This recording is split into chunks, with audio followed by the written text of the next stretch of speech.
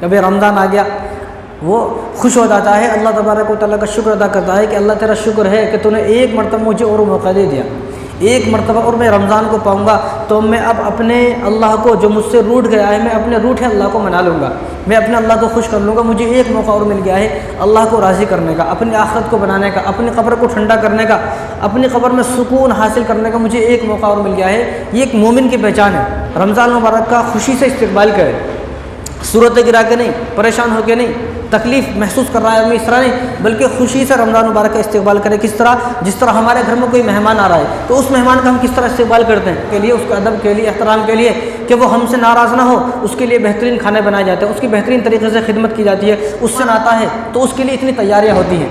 हालांकि उस मेहमान की कोई औकात नहीं है, उसकी कोई हैसियत नहीं है, वो मेहमान हमें जन्नत में ले जाने के लिए नहीं आया, बस वो हमारा एक रिश्तेदार है, हमारा मेहमान है, तो कितनी उसकी खिदमतें की जाती है, उसके लिए अच्छे अच्छे खाने बनाए जाते हैं, बिरयानी बनाई जाती है, और जो वो चाहता है उसके लिए वो सारी चीज़ें बनाई जाती हैं, और सारा घर के सारे लोग, बीवी, बच्चे, बेटियाँ, पोते पोतरे सारे उसकी खिदमत में लग जाते हैं। क्यों? क्योंकि ये जो हमारा मेहमान आया है कहीं ऐसा ना हो कि हमसे नाराज़ हो जाए। अगर ये मेहमान जो हमारे घर पे आया है और हम इसकी खिदमत नहीं कर सके, हमसे नाराज़ हो गया, तो ये जाकर शिकायत करेगा, दूसरे हमारे रिश्तेदारों को बोलेगा भाई इस आदमी के घर नहीं जाना है, चाहे सबके घर चले जाना। जब ये आदमी, मेरे मेहमान, जो मेरे घर पर मेहमान आया है और ये मेहमान मेरे बाकी रिश्तेदारों से मेरी शिकायत करेगा तो मैं बदनाम होऊंगा, लोग मुझसे नफरत करेंगे। तो इस सोच को लेकर कोई आदमी अपने मेहमान, 2024 का रमज़ान कोई आम रमज़ान नहीं है, ये आम रमज़ान नहीं है, ये रमज़ान नहीं बल्कि आज़माइश है। अल्लाह इस रमज़ान के ज़रिए से हमें आज़माएंगे। अल्लाह इस रमज़ान के ज़रिए से, अल्लाह ने यह रमज़ान हमारी आज़माइश के लिए भेजा है कि क्यों आज़माइश का महीना है रमज़ान का महीना। 2024 का जो रमज़ान का महीना है वो आज़माइश का क्यों महीना है? वो इसलिए कि रमज़ान के फ़ौरन बाद इंतखाबात है, इलेक्शन से। अल्हम्दुलिल्लाहि व कफ़ा व सलाम अला इबादिहिल्लज़ीना इस्तफ़ा, अम्मा बाद, फ़अऊज़ु बिल्लाहि मिनश्शैतानिर्रजीम, बिस्मिल्लाहिर्रहमानिर्रहीम।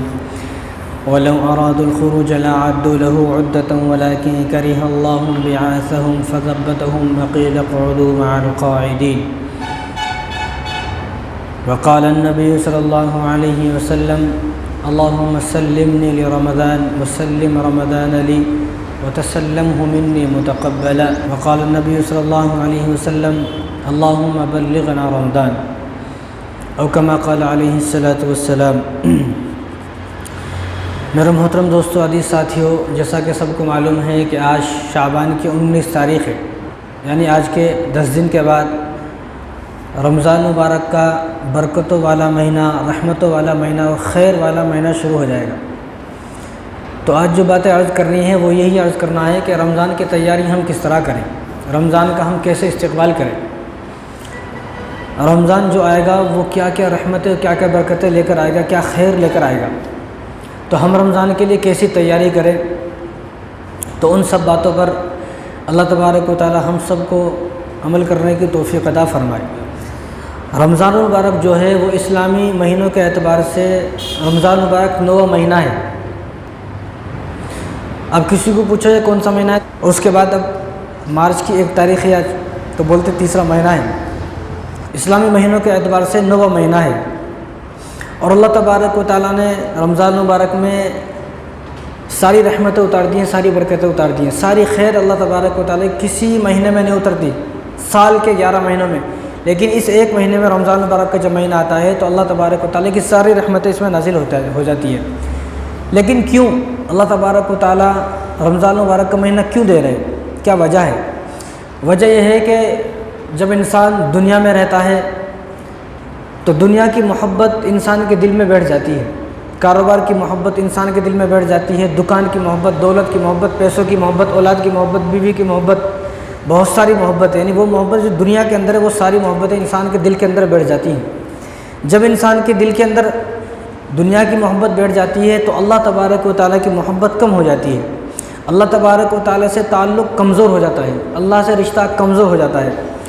तो उसी ताल्लुक़ को मज़बूत करने के लिए, उसी रिश्ते को जोड़ने के लिए कि अल्लाह तबारक व तआला से किसी तरह हमारा ताल्लुक़ मज़बूत हो जाए, रिश्ता हमारा अल्लाह से मज़बूत हो जाए, और दिल के अंदर जो जंग लग गया है दुनिया की मोहब्बत आने से वो जंग ख़त्म हो जाए, ये अल्लाह तबारक व तआला ने हमें मौका दिया है।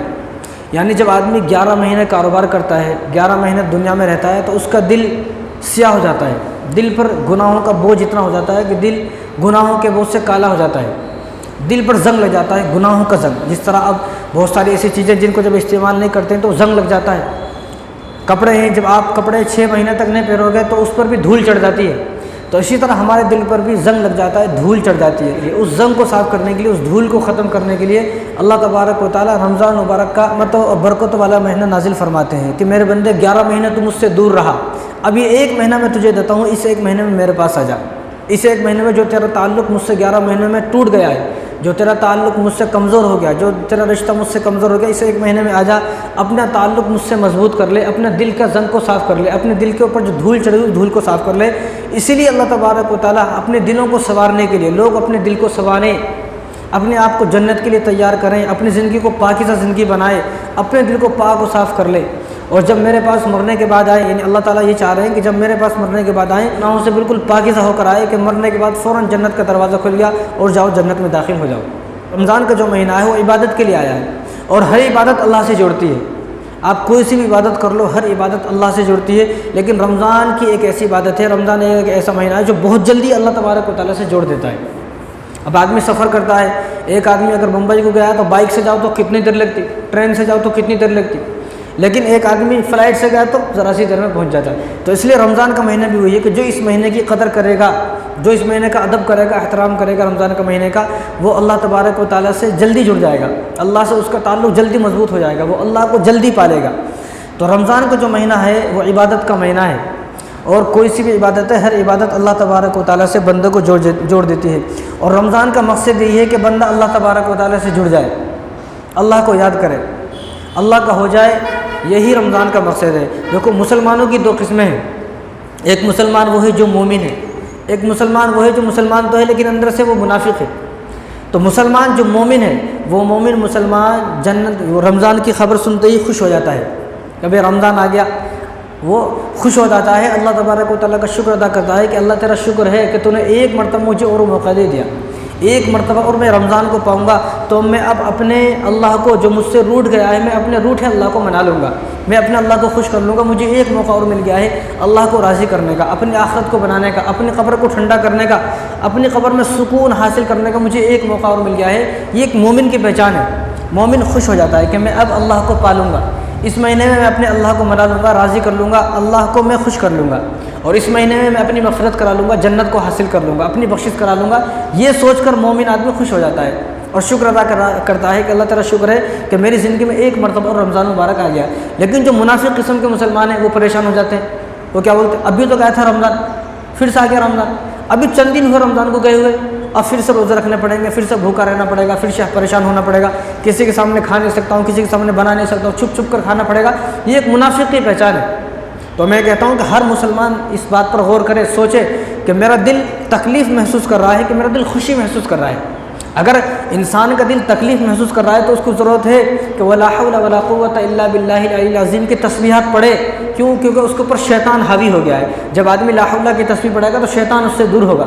और ये पढ़ने के बावजूद भी अगर दिल खुश नहीं हो रहा, मुतमईन नहीं हो रहा और खुशी महसूस नहीं हो रही, तो ऐसा आदमी तो अपनी किस्मत पर रोए अपनी बदकिस्मती पर। मैं कैसा बदकिस्मत इंसान हूँ कि रमज़ान मुबारक आ रहा है और रमज़ान मुबारक आने से मुझे तकलीफ़ हो रही है।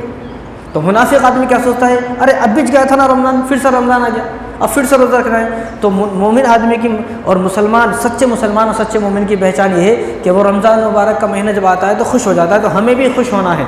तकलीफ़ हो रही है तो ला हौला की तस्बीह पढ़ें ताकि शैतान जो दिल के ऊपर जम गया है, शैतान का जो असर हमारे पूरे बदन के अंदर पैदा हो गया है, वो असर ख़त्म हो। उस असर को ख़त्म करने के लिए अल्लाह तबारक व तआला से तौबा करें, आंसू बहाए कि रमज़ान का इतना मुबारक महीना आ रहा, मुझे तकलीफ़ हो रही है। ये तो मुसलमान की बात है। लेकिन सहाबा का हाल देखें आप, सहाबा रमज़ान मुबारक कभी आया नहीं, रमज़ान मुबारक के आने से 6 महीने पहले दुआ करते थे कि अल्लाहुम्मा बल्लिगना रमज़ान, या अल्लाह हमारी उम्र में इतनी बरकत दे कि हम रमज़ान तक पहुँच जाए, हमें सही सलामत रख।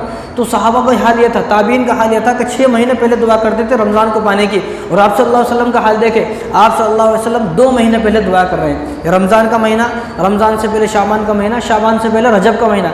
जब रजब का चाँद दिखता तो आप सल्लल्लाहु अलैहि वसल्लम तमाम सहाबा की दुआ सिखाते कि दुआ पढ़ें, अल्लाहुम्मा बारिक लना फ़ी रजब व शाबान व बल्लिगना रमज़ान। यानी आप सल्लल्लाहु अलैहि वसल्लम भी 2 महीने पहले रमज़ान को पाने की दुआ कर रहे हैं। तो हमें कितनी ख्वाहिशात होनी चाहिए। हालाँकि वो सहाबा जहन्नुम से आज़ाद हैं, और नबी तो होता ही वही है, नबी तो मासूम अनिल ख़ता हैं, नबी से कोई गुनाह हो ही नहीं सकता। और सहाबा भी जन्नती हैं। वकुल्लु वादल्लाहु रुसुला, अल्लाह ने ऐलान फरमाया सहाबा को जन्नती होने का। रज़ियल्लाहु अन्हुम मरज़ूअन कहा, उलाइका मुफ़्लिहून कहा, उलाइका मुहतदून कहा, उलाइका मुत्तक़ून कहा, उलाइका राशिदून कहा। ये सब सहाबा को लक़ब दिया अल्लाह तबारक व तआला ने कि मैं तुमसे राज़ी हूँ। लेकिन जिन इंसानों से अल्लाह राज़ी थे उन इंसानों को भी ये फ़िक्र है कि 6 महीने पहले रमज़ान को पाने की दुआ कर रहे हैं और हुज़ूर सल्लल्लाहु अलैहि वसल्लम 2 महीने पहले दुआ सिखा रहे हैं कि इस दुआ को पढ़ा जाए।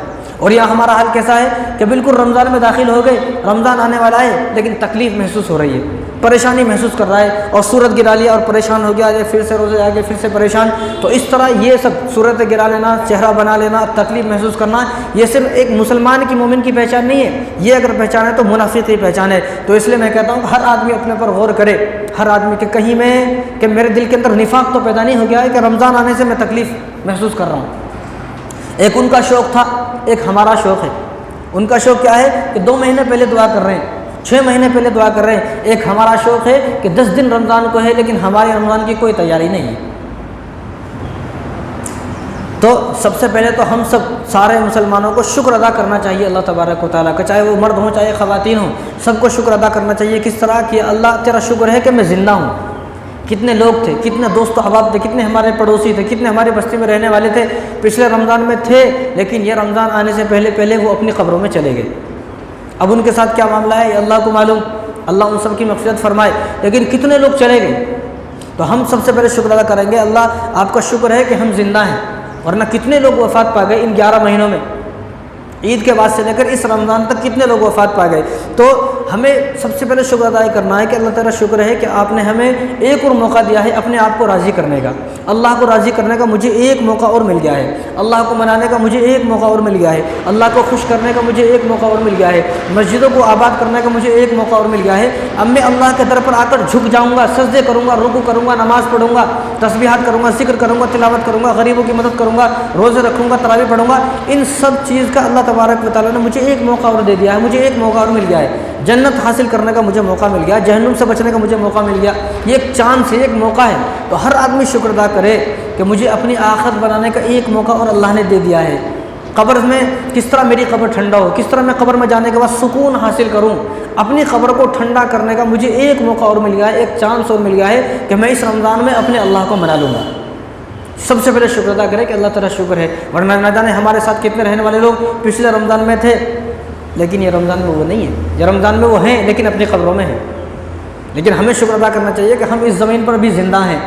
तो जो ज़िंदा है उसको कदर नहीं है, मरने के बाद पता चलेगा कदर क्या होती है। तो इस तरह मैं कहता हूँ कि आदमी रमज़ान मुबारक का खुशी से इस्तेक़बाल करे, सूरत गिरा के नहीं, परेशान होकर नहीं, तकलीफ़ महसूस कर रहा है आदमी इस तरह नहीं, बल्कि खुशी से रमज़ान मुबारक का इस्तेक़बाल करे। किस तरह, जिस तरह हमारे घर में कोई मेहमान आ रहा है तो उस मेहमान का हम किस तरह इस्तेक़बाल करते हैं। जब हमारे घर पर कोई मेहमान आता है तो घर के सारे लोग खुश हो जाते हैं, घर के सारे लोग खुश हो जाते हैं कि भाई फ़लाँ आदमी आने वाले हैं, फ़लाँ मेरे दोस्त आने वाले हैं, फ़लाँ हमारे रिश्तेदार दूर से आने वाले हैं। घर को सजाया जाता है, घर को धोया जाता है, घर को साफ़ किया जाता है, पर्दों को तब्दील किया जाता है और सब चीज़ को लाइटें लगाई जाती हैं, सजाया जाता है घर को, हम हमारा फ़लाँ मेहमान आ रहा है। लेकिन शर्त यह है कि उस मेहमान से मोहब्बत हो तो लोग घर के खुश होंगे। अगर मेहमान से मोहब्बत नहीं है तो कौन खुश होगा, कोई भी खुश नहीं होगा। मेहमान से, जिस मेहमान से मोहब्बत होती है तो उस मेहमान के इकराम के लिए, उसके अदब के लिए, एहतराम के लिए कि वो हमसे नाराज़ ना हो, उसके लिए बेहतरीन खाने बनाए जाते हैं, उसकी बेहतरीन तरीके से खिदमत की जाती है। उससे पूछा जाता है आप क्या खाना चाहते हैं, आप क्या पीना चाहते हैं, किस तरह आप लेटना चाहते हैं, किस तरह बैठना चाहते हैं, क्या करना चाहते हैं, आपके दिल में क्या ख्वाहिशात हैं। हम उन तमाम ख्वाहिशात को पूरा करेंगे। जब एक मेहमान आता है तो उसके लिए इतनी तैयारियाँ होती हैं, हालांकि उस मेहमान की कोई औकात नहीं है, उसकी कोई हैसियत नहीं है। वो मेहमान हमें जन्नत में ले जाने के लिए नहीं आया, बस वो हमारा एक रिश्तेदार है, हमारा मेहमान है। तो कितनी उसकी खिदमतें की जाती है, उसके लिए अच्छे अच्छे खाने बनाए जाते हैं, बिरयानी बनाई जाती है और जो वो चाहता है उसके लिए वो सारी चीज़ें बनाई जाती हैं। और सारा घर के सारे लोग, बीवी, बच्चे, बेटियाँ, पोते पोतरे सारे उसकी खिदमत में लग जाते हैं। क्यों? क्योंकि ये जो हमारा मेहमान आया है कहीं ऐसा ना हो कि हमसे नाराज़ हो जाए। अगर ये मेहमान जो हमारे घर पे आया है और हम इसकी खिदमत नहीं कर सके, हमसे नाराज़ हो गया, तो ये जाकर शिकायत करेगा, दूसरे हमारे रिश्तेदारों को बोलेगा भाई इस आदमी के घर नहीं जाना है, चाहे सबके घर चले जाना। जब ये आदमी, मेरे मेहमान, जो मेरे घर पे मेहमान आया है और ये मेहमान मेरे बाकी रिश्तेदारों से मेरी शिकायत करेगा तो मैं बदनाम होऊंगा, लोग मुझसे नफरत करेंगे। तो इस सोच को लेकर कोई आदमी अपने मेहमान का दिल दुखाना नहीं चाहता, अपने मेहमान की खूब खिदमत करता है। हालांकि उस मेहमान की कोई औकात नहीं है, लेकिन जो रमज़ान अल्लाह का मेहमान है, अल्लाह का भेजा हुआ मेहमान है, अल्लाह की तरफ से आया है। और वो इसलिए नहीं आया, रमज़ान का महीना कोई आम महीना नहीं है। रमज़ान मुबारक जो आया है वो हमारे गुनाहों को माफ़ कराने के लिए आया है, हमारी बख्शिश कराने के लिए आएगा, हमें जन्नत तक पहुँचाने के लिए आएगा। जन्नत का टिकट हमें मिलेगा अगर हम रमज़ान में इबादत करेंगे। तो जो रमज़ान मुबारक का महीना हमें जन्नत में ले जाने आया है, हमारी बख्शिश कराने आया है, मग़फ़िरत कराने आया है, और हमारे नामा अमल बहुत सारी नेकियां जमा कराने आया है, और हमें जन्नती बनाने के लिए आया है। तो हम आप ये सोचें कि उस रमज़ान की हमें कितनी कदर करनी चाहिए। जब एक मेहमान की इतनी कदर कर रहे हैं, एक मेहमान का इतना इकराम कर रहे हैं, एक मेहमान के आने से इतना खुशी, घर में खुशी का चारों तरफ माहौल है, सब घर में खुश हैं, तो रमज़ान के आने से भी हमें इसी तरह खुशी हासिल होनी चाहिए। और रमज़ान आएगा तो हमारी ज़िंदगी बदलेगी, हमारी ज़िंदगी आबाद होगी। मस्जिदें आबाद होगी तो ज़िंदगी आबाद होती है, मस्जिदें वीरान है तो कोई घर आबाद नहीं होता भाई। तो जो रमज़ान मुबारक इसलिए आया है कि मुझे जन्नत तक पहुँचाएगा, जन्नत का रास्ता मुझे हासिल होगा, मैं जन्नत तक पहुँचूँगा। तो उस रमज़ान को पाने के लिए भी कितनी खुशी होनी चाहिए। रमज़ान मुबारक जो मेहमान है वो हमारे दीन और इस्लाम का मेहमान है, अल्लाह के भेजा हुआ मेहमान है, अल्लाह की तरफ से आया है। तो हमें भी उस खुशी होनी चाहिए कि जिस तरह एक मेहमान के आने से घर में खुश होती है, तो हम इसी तरह जिस तरह एक मेहमान का इस्तेक़बाल करते हैं खुशी खुशी से, इसी तरह मेहमान रमज़ान है, रमज़ान का भी हमें इसी तरह इस्तेक़बाल करना है। जिस तरह वो मेहमान हमारे घर में आया और हमें उसकी फ़िक्र है कहीं हमसे नाराज़ ना हो जाए, शिकायत करेगा, इसी तरह अगर हम रमज़ान मुबारक की भी कदर ना कर सके, रमज़ान भी वापस अल्लाह के पास चला जाएगा। अल्लाह पूछेंगे कि किसने तुझे खुश किया, किसने तुझे नाराज़ किया। अब रमज़ान भी अल्लाह के पास जाकर हमारी शिकायत करेगा कि फ़लाँ बंदे ने मेरी नाकदरी की है, फ़लाँ बंदे ने मेरी नाशुक्री की है, और मेरा कोई अदब नहीं किया, कोई एहतराम नहीं किया। तो जब रमज़ान मुबारक अल्लाह के पास जाएगा तो अल्लाह को कितना गुस्सा आएगा। जिस तरह यहाँ अगर मेरी कोई आदमी जो हमारे घर में कोई मेहमान आए, वो मेहमान किसी शिकायत करेगा तो वो लोग मुझसे नफरत करने लगेंगे। इसी तरह रमज़ान मुबारक भी अगर अल्लाह से हमारी शिकायत करेगा तो अल्लाह तबारक व तआला भी हमसे नफरत करने लगेंगे, अल्लाह भी हमसे नाराज़ होंगे। अगर आप कहीं जाकर मेरी बुराई करें, लोग सोचेंगे भाई ये बुराई होगा क्योंकि वहाँ से आया है, तो लोग मुझसे नफरत करेंगे, लोग मुझसे नाराज़ होंगे। इसी तरह रमज़ान मुबारक भी अगर यहाँ से जाएगा और अल्लाह से शिकायत करेगा तो सोचें कि अल्लाह को भी कितना गुस्सा आएगा, अल्लाह भी हमसे नफरत करेंगे, अल्लाह भी नाराज़ हो जाएंगे। तो इस तरह रमज़ान मुबारक का इस्तेक़बाल सूरत गिरा के नहीं करना है, परेशान होकर नहीं, बल्कि खुशी खुशी से जिस तरह एक मेहमान का इस्तेक़बाल करता है, इसी तरह रमज़ान मुबारक का भी इस्तेक़बाल करना है। रमज़ान मुबारक की तैयारी भी करना है। घर में शादी है, कल शादी है, कब होती तैयारी? 1 महीने पहले कपड़े सिला लिए, 1 महीने पहले फंक्शन हॉल बुक कर दिए, 1 महीने पहले कादी साहब को बोल दिए, 1 महीने पहले दावत का इंतज़ाम कर दिए, और 1 महीने पहले सबको बोल देते फला दिन शादी है। कभी ऐसा हुआ भाई आज शादी है, कादी साहब ने कहा पढ़ाने आ गए, फंक्शन हॉल में सब बैठे हूँ, मेहमान बैठे हूँ, दूल्हा कहाँ है? नहीं, दूल्हा जो है शेरवानी सिलाने गए। कभी ऐसा हुआ? लोग क्या बोलेंगे, बेवकूफ़ है, पागल है क्या? जब मालूम था कि 1 महीने पहले फंक्शन हॉल बुक कर दिया, 1 महीने पहले तारीख हो गई, तारीख तय हो गई, सब कुछ हो गया, तो आज ही इन्हें शेरवानी सिलाने का गया है, लोग बेवकूफ़ बोलेंगे। तो इसी तरह रमज़ान मुबारक की तैयारी, जिस तरह शादी की तैयारी पहले होती है, वलीमे की तैयारी, दावत की तैयारी, लड़की अगर पैदा हुई है घर में तो अभी से माँ बाप जो वालिदैन हैं वो सोचना शुरू कर देते हैं कि एक दिन आएगा कि हमारी लड़की बड़ी होगी, एक दिन आएगा कि हमारी लड़की जवान होगी, अभी से हमें कुछ इसके लिए जोड़ कर रखना है। अभी से वो सोना चांदी कुछ तो भी उसके लिए पैसे वैसे जोड़ कर रखते हैं कि एक दिन आएगा ये हमारी लड़की बड़ी होगी, शादी होगी। तो कब तैयारी हो रही है? पैदा हुई आज, लेकिन आज से तैयारी शुरू हो गई। इसी तरह रमज़ान मुबारक की भी तैयारी करना है। जब रमज़ान किसको नहीं मालूम? रमज़ान सबको मालूम है कब आएगा रमज़ान। 12 तारीख को पीर मंगल के दिन पहला रोज़ा होगा, तो अब सबको मालूम है।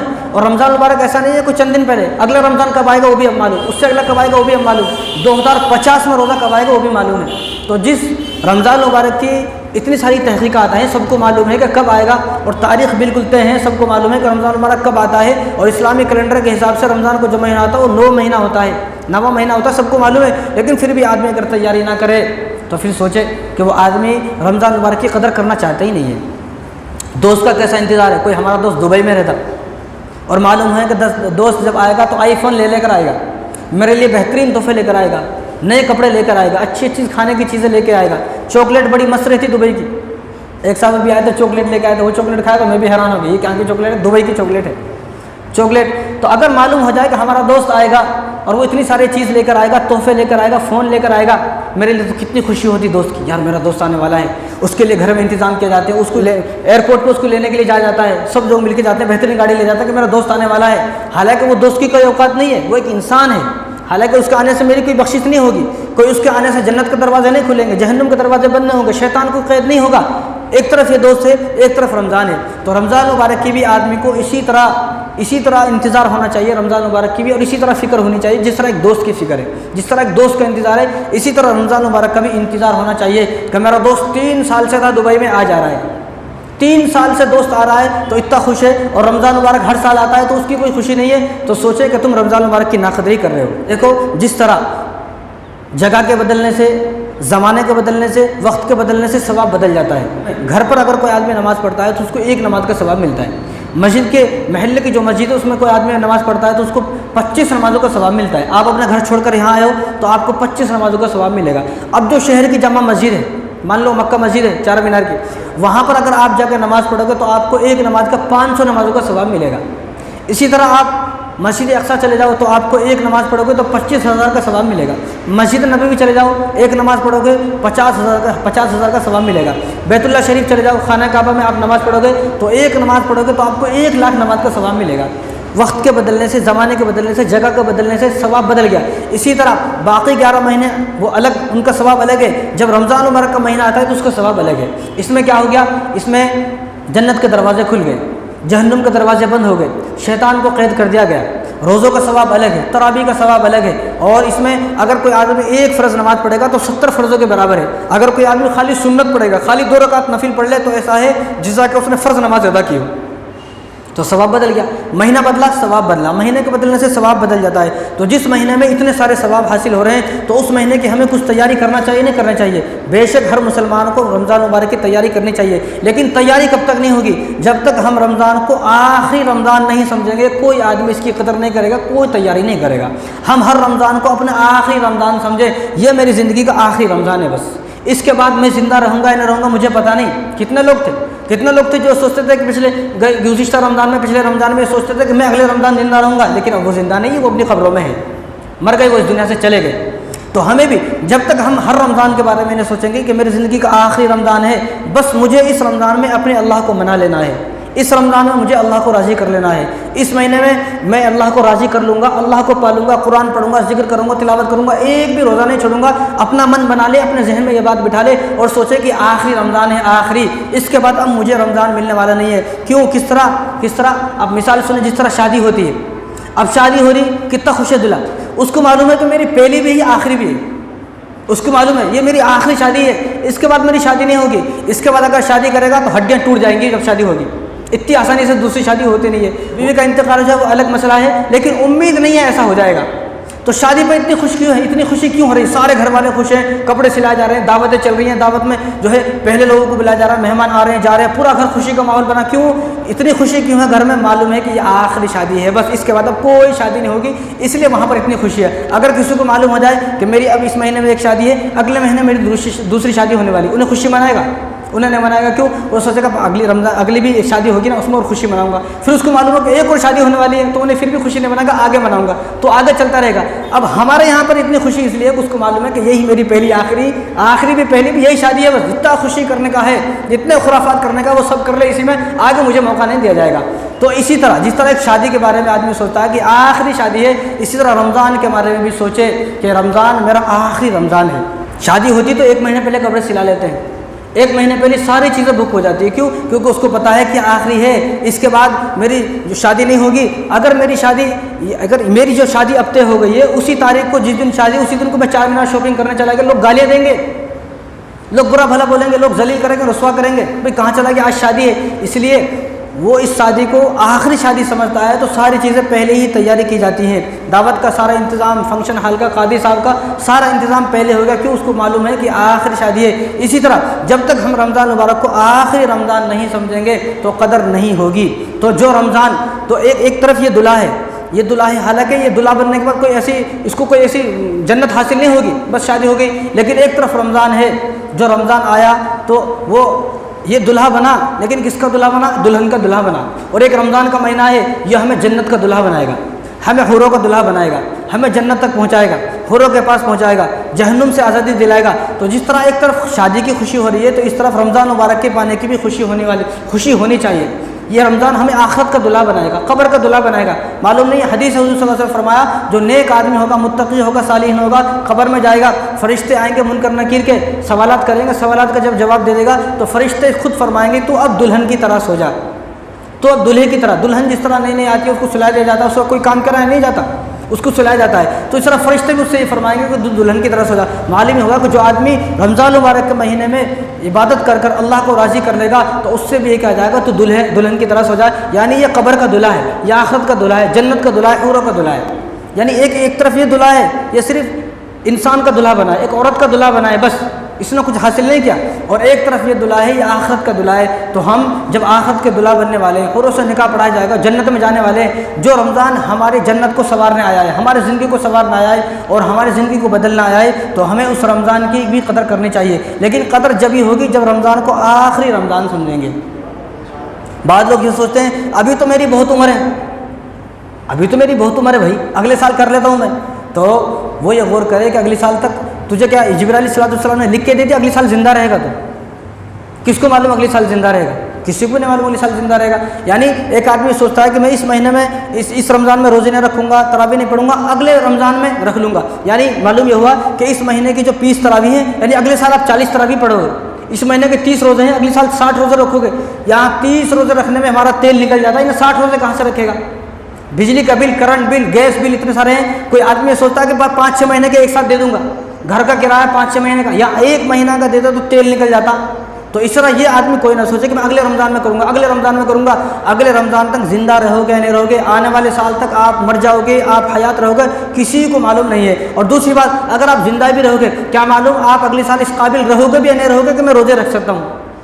हो सकता है कि कोई केस ऐसा मेरे ऊपर चल जाए, जेल में बंद हो जाऊँ, कोई बीमारी ऐसी लग जाए कि पूरा रमज़ान हॉस्पिटल में कट जाए, कोई बीमारी, कोई तकलीफ और कोई परेशानी ऐसी आ जाए कि मैं उस परेशानी में रोज़े ही ना रख सकूँ, कमज़ोर हो जाऊँ, एक्सीडेंट हो जाए, लागर हो जाऊँ, बिल्कुल माजूर हो जाऊँ, हाथ पैर टूट जाएँ, कुछ ऐसा ना हो जाए, अल्लाह करे कि अल्लाह सबकी हिफाजत फरमाए। तो किसी को पता नहीं है। ये हो सकता है कि आदमी अगले साल इस काबिल भी ना रहो कि अपने पैरों पर खड़ा होकर मस्जिद आ सके, रोज़ा रखने में भी काबिल हो। तो कोई ये ना सोचे कि मैं अगले साल रखूँगा, अगले साल करूँगा। अभी आज का आज ही करना है। कदर करोगे तो इबादत करने की तौफीक मिलेगी। जो आदमी रमज़ान मुबारक की कदर करता है उसको अल्लाह तबारक व तआला इबादत की भी तौफीक देते हैं। जो आदमी रमज़ान की कदर नहीं करता है तो अल्लाह तबारक व तआला रमज़ान चलने के बावजूद भी इबादत की तौफीक छीन लेते हैं। रमज़ान चल रहा है, इन्हें रोज़ा नहीं रख रहा, खा रहा है, फिर भी रमज़ान चल रहा है, लोग मस्जिद में, इन्हें फिर भी बाहर आवारा फिर रहा है, नमाज नहीं पढ़ता। क्यों? क्योंकि इसने रमज़ान की कदर नहीं की। जब रमज़ान के आदमी कदर नहीं करेगा तो अल्लाह तबारक व तआला इबादतों की तौफीक छीन लेते हैं। रमज़ान की कदर जब ही होगी जब हम हर रमज़ान को अपनी ज़िंदगी का आखिरी रमज़ान समझेंगे। अगर किसी को यह लगता है कि मैं अगले रमज़ान में करूँगा तो अपनी बस्ती पर, अपने रिश्तेदारों में, अपने दोस्तों अहबाब पर नज़र दौड़ाए कि कितने लोग यही सोचते सोचते इस दुनिया से चले गए, यही सोचते सोचते मर गए। तो हमारे पास भी दूसरा मौका आएगा, मालूम नहीं है, किसी को नहीं पता है कि मैं अगले साल तक ज़िंदा रहूँगा नहीं। तो हमारे पास मौका है, ज़िंदगी है, अपनी जन्नत को संवारने का, जन्नत हासिल करने का, जहन्नुम से बचने का, जहन्नुम से आज़ाद होने का हमारे पास मौका है। तो इस मौके का फ़ायदा उठाएं और इसी रमज़ान में अपनी मग़फ़िरत करा लें। तो रमज़ान की तैयारी तीन तरीक़े से करना है हर मुसलमान को। कितने तरीक़े से करना है रमज़ान मुबारक की तैयारी? 3 तरीक़े से हर मुसलमान को तैयारी करना है। एक नीयत की तैयारी है, एक दुनियावी तैयारी है, एक आमाल की तैयारी है। सबसे पहले नीयत की तैयारी है, दूसरी दुनियावी तैयारी है, तीसरी आमाल की तैयारी है। ये 3 तैयारी हैं कि रमज़ान मुबारक के आने से पहले हमें इन 3 चीज़ों की तैयारी करना है। सबसे पहले जो तैयारी करना है वो हमें नीयत की तैयारी करना है कि हमें अपने नीयत को साफ़ करना है, दिल को साफ़ करना है। यानी नीयत ये हो कि मैं इस रमज़ान के सारे रोज़े रखूँगा, इस रमज़ान में सारे रोज़े रखूँगा, सारी नमाज़ें पढ़ूँगा, खूब इबादत करूँगा, अल्लाह को मना लूँगा। ये नीयत में हो, लेकिन पहले ही नीयत में खोटे। अभी रमज़ान आया नहीं, बाद लोगों ने अभी से बहाने लगाने शुरू कर दिए, मुझसे नहीं होता भाई, आज तक मैं रखा तो मुझसे हुआ नहीं, मैं बीमार हो जाता हूँ, मेरा ब्लड प्रेशर डाउन हो जाता है, BP हाई हो जाता है, BP लो हो जाता है, ये हो जाता है। मैं पहले ही मन बना लिए, अभी रमज़ान आया नहीं, कोशिश करें नहीं। पहले आप 1 रोज़ा रख के कोशिश तो करें, 2 रोज़े रख के कोशिश करें। जब आप कोशिश करेंगे, अल्लाह से दुआ करेंगे तो वो सारी बीमारियां अल्लाह तबारक व तआला दूर फरमा देंगे। लेकिन जब नीयत में पहले ही खोटे, पहले ही सोच ले रमज़ान आया नहीं, पहले ही सोच के, पहले ही सूरत गिला लिया, पहले सोच के मुझसे होता नहीं भाई रमज़ान में, मुझसे भूखा नहीं रहना। तो ठीक है, फिर यहाँ अगर तुम भूखे नहीं रहोगे तो कल क़यामत की दिन इतनी प्यास लगेगी कि उस दिन भी तुम्हें हौज़ कौसर का पानी नहीं दिया जाएगा। जन्नत की नेमतों से महरूम, यहाँ खाएगा तो जन्नत की नेमतों से महरूम हो जाएगा, यहाँ बचेगा तो जन्नत की नेमतें मिलेंगी, हौज़ कौसर मिलेगा, आब कौसर मिलेगा रसूलुल्लाह सल्लल्लाहु अलैहि वसल्लम के हाथों से। तो नीयत, सबसे पहली तैयारी क्या है कि हमें नीयत को साफ़ करना है कि मैं सारे रोज़े रखूँगा, सारी तरावी पढ़ूँगा। मैं 11 महीने में जो आज नहीं पढ़ सका 5 टाइम की, अब जब रमज़ान मुबारक का महीना आएगा तो मैं सारी नमाज़ें 5 वक्त की नमाज जमात के साथ पढ़ूँगा। ये है नीयत की तैयारी। सबसे पहले कि अपने जहन में बिठा ले, अपना मन बना ले पहले तैयार हो जाए कि किस तरह। दुनिया में बहुत सारे काम ऐसे होते हैं जिनको हम नहीं कर सकते, लेकिन आदमी कोशिश करता है तो कर देता है।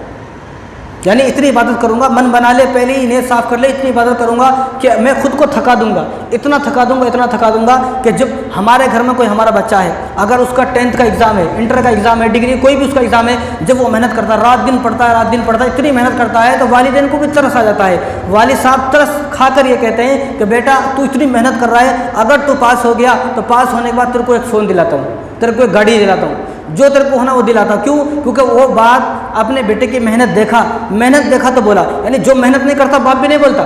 फेल होने का, अगर फेल हो गया तो बाप क्या बोलता है, तू कुछ किया ही नहीं तो फेल तो होगा। लेकिन जो बच्चा इतनी मेहनत कर रहा है, रात दिन पढ़ रहा है, मेहनत कर रहा है, तो बाप को तरस आता है। बाप तरस खाकर ये कहता है कि अगर तू पास हो गया तो मैं तेरे को फला चीज़ दिलाऊंगा, फ़ोन दिलाऊंगा, गाड़ी दिलाऊंगा, कपड़े दिलाऊंगा, शॉपिंग कराऊंगा, जो तू बोलेगा वो दिलाऊंगा।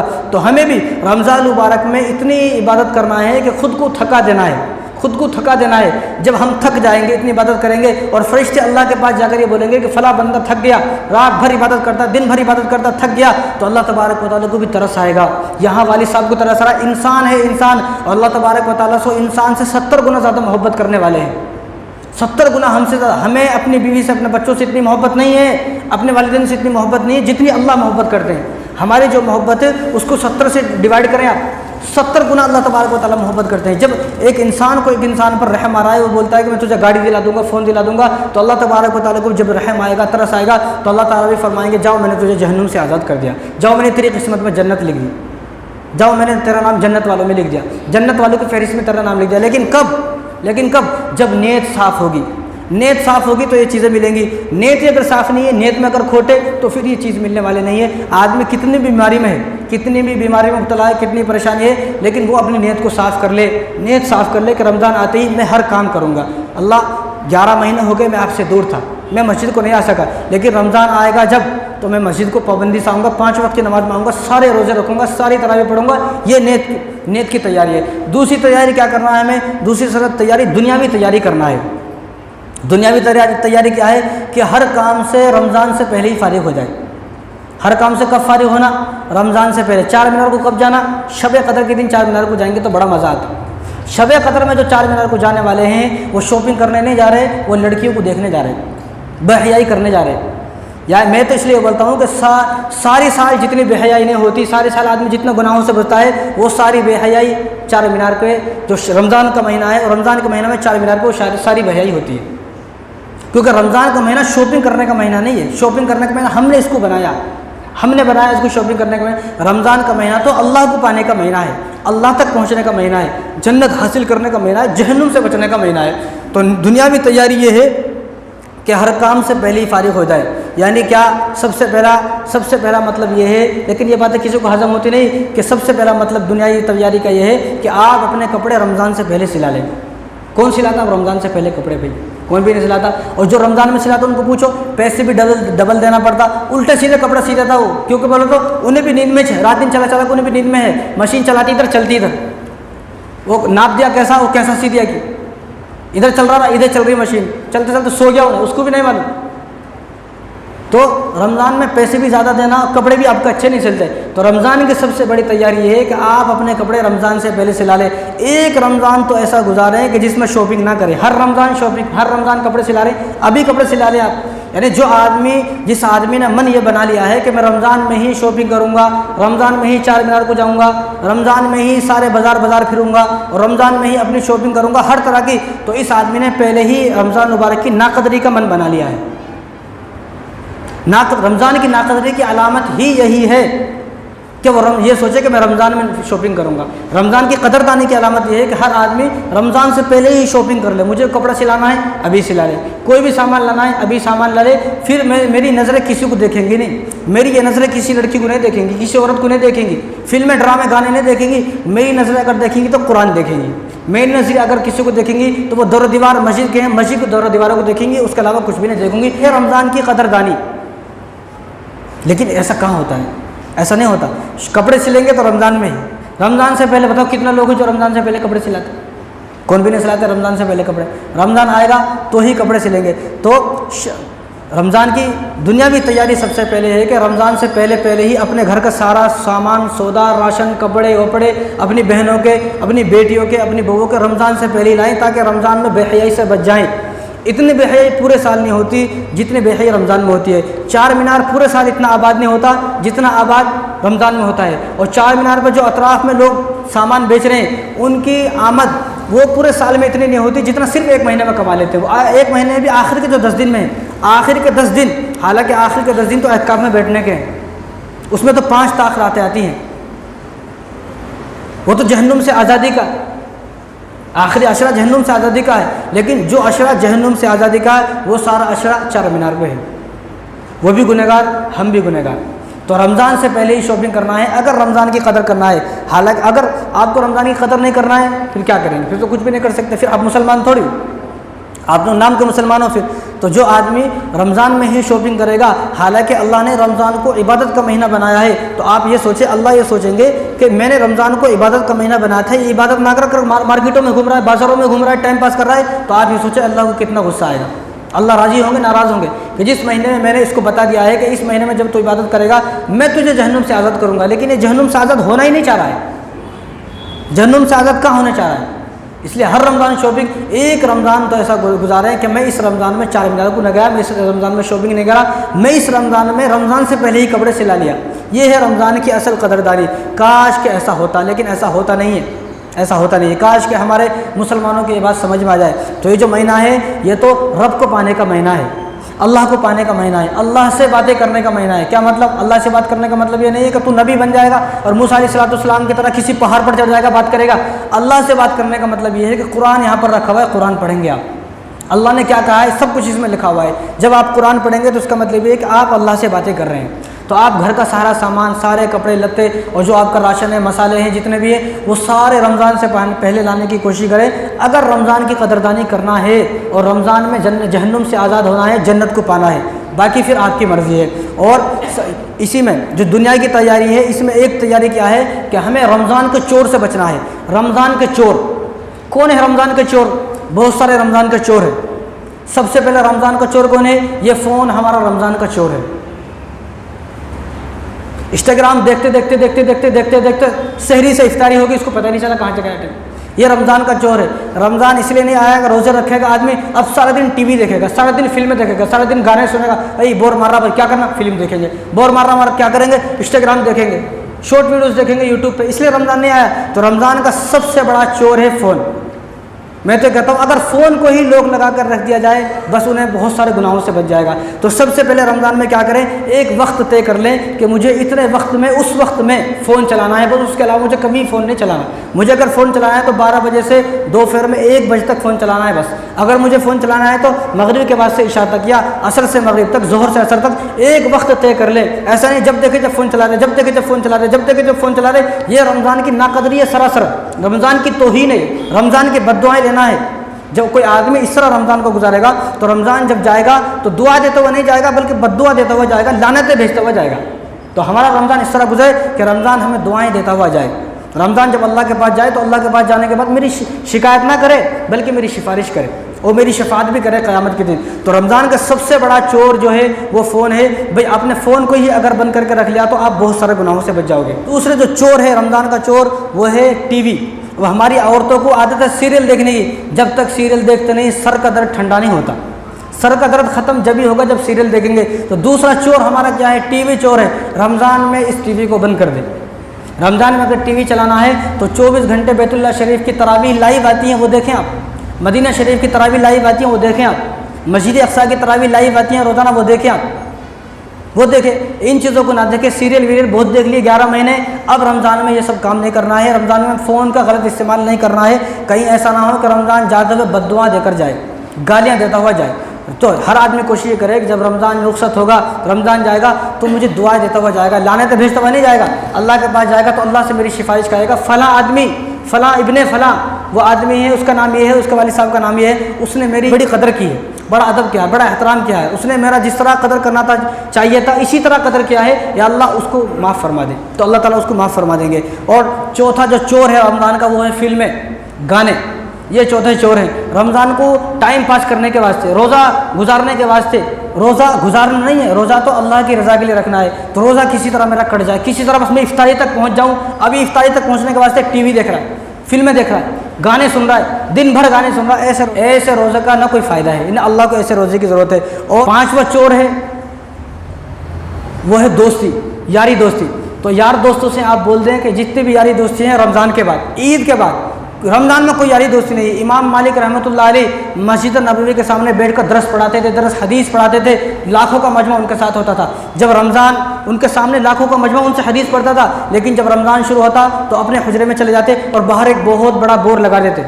बोर्ड लगाते उस पर लिखा होता कि जिसको भी मुझसे मुलाकात करना है वो ईद के बाद आए, ईद तक मैं किसी से मुलाकात नहीं करूँगा। क्या करेंगे ईद तक? ईद तक मैं होऊंगा और कुरान होगा, सिर्फ मैं कुरान पढ़ूंगा, मैं किसी से बात नहीं करूँगा। ईद तक किसी से मिलते नहीं थे, कोई यारी दोस्ती नहीं। यहाँ क्या है, जो यार दोस्त 11 महीने नहीं मिले वो सब रमज़ान में मिलते हैं और टाइम पास करने के वास्ते वो अपनी गर्लफ्रेंड की बात बता रहा, इन्हें अपनी गर्लफ्रेंड की बात बता रहा, वो फला फिल्म की बात बता रहा, फला गाने की बात बता रहा, फला अपनी शादी की बात बता रहा, मैं क्या क्या करा शादी में, बताओ। ये वो बातें हैं जो बातें करना हराम नाजायज़ है, लेकिन रमज़ान में वो सब बातें होती हैं जो 11 महीने में नहीं हो रही है। तो अपने यार दोस्तों से बोल दें, अपने यार दोस्तों से बोल दें कि भाई रमज़ान में दोस्ती नहीं करेंगे, जो दोस्ती होगी वो ईद के बाद दोस्ती होगी। इसी तरह जो एक चोर है वो है इंटरनेट। कब टाइम खत्म हो जाता मालूम ही नहीं हुआ, कब सहरी हुई कब इफ्तारी हुई। अगर आदमी इंटरनेट का गलत इस्तेमाल करेगा उसको पता ही नहीं चलेगा कब मैं सहरी करा कब मैं इफ्तारी करा। तो अपने यार दोस्तों को बोल दे कि जो दोस्ती होगी वो ईद के बाद होगी। और तीसरी जो तैयारी है, 3 तैयारी है, एक नीयत की तैयारी है, एक दुनियावी तैयारी है और तीसरी तैयारी आमाल की तैयारी है। यानी आमाल की तैयारी क्या है कि अपने मामूलात बनाए कि मुझे रमज़ान में करना क्या है। ऐसा नहीं सब रोज़े रख रहे हैं मैं भी रोज़ा रख लूँगा, सब तरावी पढ़ रहे हैं मैं भी तरावी पढ़ लूँगा, सब मस्जिद को जा रहे हैं मैं भी मस्जिद को जाऊँगा, सब इफ्तारी की दावत में जा रहे हैं मैं भी इफ्तारी की दावत में जाऊँगा। भैया तो सब काम कर रहे हैं, आप अलग से क्या कर रहे हो? आप अलग से ये करोगे कि मेरी एक भी रमज़ान में तहज्जुद की नमाज़ भी क़ज़ा नहीं होगी, इशराक भी नमाज़ क़ज़ा नहीं होगी, चाश की नमाज़ भी क़ज़ा नहीं होगी, अव्वाबिन की नमाज़ भी क़ज़ा नहीं होगी। 5 वक्त की जो मुझे नमाज़ पढ़ना है, 5 वक्त की जो नमाज़ मुझे पढ़ना है वो किस तरह पढ़ना है? वो मुझे नमाज जो पढ़ना है वो सुन्नत और नवाफिल के साथ पढ़ना है। इस रमज़ान में मुझे कुरान ख़त्म करना है, कुरान पढ़ना आता लेकिन कुरान पढ़ने को तैयार रही है। तो इस तरह नहीं कि मैं सब रोज़े रखना मैं भी रोज़ा रख लूँगा। अपना एक मामूल बनाने, मुझे कब से कब तक क्या करना है, मुझे कब फ़ोन इस्तेमाल करना है, कब मुझे मस्जिद में जाना है, कितनी देर मुझे मस्जिद में रहना है, कब से मैंने सहरी किस तरह करना है, इफ्तारी किस तरह करना है, कौन मेरे गरीब रिश्तेदार ऐसे हैं जिनके पास खाने को नहीं उनको खाने को देना है, कितने लोगों को मैं अपने साथ इफ्तारी कराऊंगा, कितने लोगों की मैं दुआएं लूँगा, कितने लोगों की मैं खिदमत करूँगा, कितने मैं तहज्जुद पढ़ूंगा, तस्बीहात पढ़ूंगा, जिक्र करूँगा, अव्वाबिन पढ़ूंगा। इन सब चीज़ों की एक लिस्ट बनाए कि मैं हर नमाज जमात के साथ अदा करूँगा। ये है तीसरी तैयारी। ये 3 तैयारी हैं जो हर मुसलमान को करनी है। एक नीयत की तैयारी, नीयत साफ़ हो, नीयत में जो हो कि मैं पूरे महीने के रोज़े रखूँगा। और दूसरी दुनिया की तैयारी, दुनिया की तैयारी ये है कि अपने सारे काम रमज़ान से पहले कर ले और रमज़ान को सिर्फ इबादत के लिए फ़ारिग करे। और तीसरी तैयारी क्या है? वो है आमाल की तैयारी, कि मुझे ऐसा नहीं कि सब लोग मस्जिद में जा रहे हैं मैं भी मस्जिद में जाऊँगा, मुझे कुछ ऐसा करना है जो सब तो कर रहे हैं उनसे हट के भी मुझे कुछ करना है। भाई सब नमाज़ पढ़ के जा रहे हैं मैं नमाज़ पढ़ के जाऊँगा नहीं, मैं नमाज़ पढ़ूंगा, नमाज के बाद सारी सुन्नतें पढ़ूंगा, नफिल पढ़ूंगा, फिर मुझे जितना कुरान पढ़ना आता उतना कुरान भी पढ़ूंगा। जो मुझे कुरान पढ़ना नहीं आता लेकिन जो मुझे सूरत याद है उन सूरतों को भी पढ़ूंगा। और दूसरी बात, एक बात अच्छी तरह याद रख लें कि ये 2024 का रमज़ान है। कौन सा रमज़ान है? ये 2024 का रमज़ान है। और 2024 का रमज़ान कोई आम रमज़ान नहीं है, ये आम रमज़ान नहीं है, ये रमज़ान नहीं बल्कि आज़माइश है। अल्लाह इस रमज़ान के ज़रिए से हमें आज़माएंगे। अल्लाह इस रमज़ान के ज़रिए से, अल्लाह ने यह रमज़ान हमारी आज़माइश के लिए भेजा है कि क्या क्यों आज़माइश का महीना है रमज़ान का महीना। 2024 का जो रमज़ान का महीना है वो आज़माइश का क्यों महीना है? वो इसलिए कि रमज़ान के फ़ौरन बाद इंतखाबात है, इलेक्शन से। वो इलेक्शन अगर अल्लाह ताला कहना चाहेंगे इस रमज़ान में, अगर तुम्हें मेरी ज़रूरत है तो मुझे राज़ी करके दिखाओ इस महीने में। इस महीने को, इस रमज़ान को बाकी रमज़ान की तरह ना गुजारें, इस रमज़ान को अलग तरीके से गुजारें कि मुझे राज़ी कर लें। अगर तुम्हें मेरी ज़रूरत है मुझे इस महीने में राज़ी करें। अगर तुम्हें इन्हीं लोगों की ज़रूरत है जो लोग तुम्हें मार रहे हैं, मोबलिन चंग कर रहे हैं, मस्जिदों को गिर रहे हैं, मदरसों बिल्डरों चला रहे हैं, तुम्हारी टोपी और दाढ़ी को ख़त्म करने की बातें कर रहे हैं, अगर तुम्हें इन्हीं लोगों की ज़रूरत है तो फिर ठीक है, तुम इस रमज़ान को भी ऐसा ही गुजारो जैसा कि बाकी रमज़ान गुजारते हो। तो 2024 का रमज़ान को आम रमज़ान ना समझे। अगर अल्लाह की ज़रूरत है, अगर आप ये चाहते हो कि आदिल आदमी आए, हाँ हुकूमत में आदिल आदमी आए, आदिल और इंसाफ पसंद आदमी बादशाह बने, हमारा बादशाह बने, वो आदमी कि जिसके दिल में अल्लाह का डर हो, जो हमारी इज्जत करे, हमारे मदरसों पर बिल्डोजर ना चलाए, हमारे मस्जिद को ख़त्म करने की बातें ना करे। अगर आप ये चाहते हो तो इस रमज़ान की कदर करके दिखाने का है और इस रमज़ान में अल्लाह को मना लेना है, अल्लाह को पा लेना है। अल्लाह आज ये 2024 का रमज़ान, इस रमज़ान को हल्का ना समझे आप। इसीलिए अल्लाह को तो सब पता है, अल्लाह के इल्म में सब है, इसलिए अल्लाह ने इस रमज़ान के फ़ौरन बाद इलेक्शंस रखे हैं, 4-5 दिन के बाद। 16 तारीख को इलेक्शन से और 11 तारीख को ईद है, यानी 5 दिन के बाद, ईद के 5 दिन के बाद इलेक्शन से अब अल्लाह आजमाएंगे। तुम्हें मेरी ज़रूरत है, तुम्हें इन्हीं लोगों की ज़रूरत है। अगर तुम अल्लाह के हो जाते हो, अगर इस रमज़ान में तुम अल्लाह को पा लेते हो, अगर तुम, जो लोग खुद को मुसलमान कहने वाले, मैं भी एक मुसलमान हूँ, अगर वो सचमुच में मुसलमान बनना चाहता है, सचमुच में अगर वो मोमिन है, तो वो अल्लाह को पालेगा। किस तरह कि वो इस रमज़ान में पास होगा, फेल नहीं होगा। और जब इस रमज़ान में पास होगा, अगर इस रमज़ान में पास होगा, तो अल्लाह तबारक व तआला उन्हीं लोगों को हुकूमत में लाएंगे कि जो लोग लोगों पर रहम करें, जिन लोगों के दिल में दया है, रहम है, जो लोगों पर तरस खाते हैं। लेकिन अगर हम फेल हुए इस रमज़ान में, अगर हम फेल हुए, तो फिर से वही लोग आएंगे जो आज मस्जिदों को गिराने की बातें कर रहे हैं और हमें इस हिंदुस्तान से निकालने की बातें कर रहे हैं। तो ये मौका है हमारे पास अल्लाह को राज़ी करने का। इस रमज़ान में इतनी इबादत करें, इतनी इबादत करें, ये साबित कर दें कि अल्लाह, हमें आपकी ज़रूरत है, हमें इन लोगों की ज़रूरत नहीं है। वरना जो अब मस्जिदों के दरवाजे खुले हुए हैं, 2024 के इलेक्शन के बाद ये मस्जिद के दरवाजे भी बंद हो जाएंगे। जो रास्ते हमारे लिए खुले हुए हैं, अभी रास्ते हमारे, अभी रास्ते खुले हुए हैं, कोई हमें रोक रहा नहीं। 2024 के इलेक्शन के बाद जब बनेगा, तो आप टोपी लगाने के लिए तरस जाओगे, कुर्ता पजामा पहनने के लिए तरस जाओगे, दाढ़ी रखने के लिए तरस जाओगे। तो ये रमज़ान, इस रमज़ान को हल्का रमज़ान ना समझे, कोई आम रमज़ान ना समझे। यह रमज़ान बाकी जो हमारी ज़िंदगी के 40-50 रमज़ान चले गए, यह रमज़ान उन रमज़ान की तरह नहीं है। यह रमज़ान अल्लाह की आजमाइश का रमज़ान है। इस रमज़ान में अल्लाह आजमाएंगे कि तुमको किसकी ज़रूरत है, मेरी ज़रूरत है या उन्हीं लोगों की ज़रूरत है। आज हमसे अल्लाह की रहमत रुकी हुई है।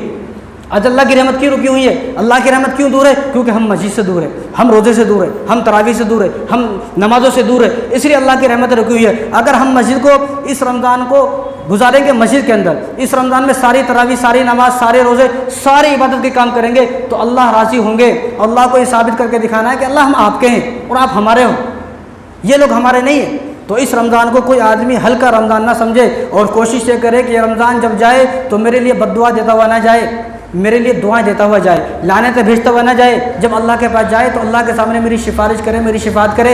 ये वो बातें हैं जो काम आने वाली बातें हैं। अब जिस इंसान के दिल में दर्द होगा कि हमारी मस्जिदें सही सलामत रहें, हमारे मदरसे सही सलामत रहें, और हम जिस तरह अब 50 साल की ज़िंदगी गुजर गई, इसी तरह हमारी आने वाली नस्ल भी सुकून से ज़िंदगी गुजारे, तो वो इस बात को समझेगा, इस बात पर गौर करेगा, इस बात पर अमल करेगा कि इस रमज़ान में वो अल्लाह को मना लेगा। अब जो मौके हमारे पास हैं, फिर आइंदा ये मौके भी हमारे पास नहीं रहेंगे। अब मौका है रमज़ान में रोज़े रखने का, अब मौका है, मस्जिदें खुली हुई हैं, तरावी पढ़ने का, सारे मौके हैं। 2024 का इलेक्शन होगा, सारे रास्ते बंद कर दिए जाएंगे, सारे मौके छीन लिए जाएंगे। फिर अजानों को भी तरस जाओगे।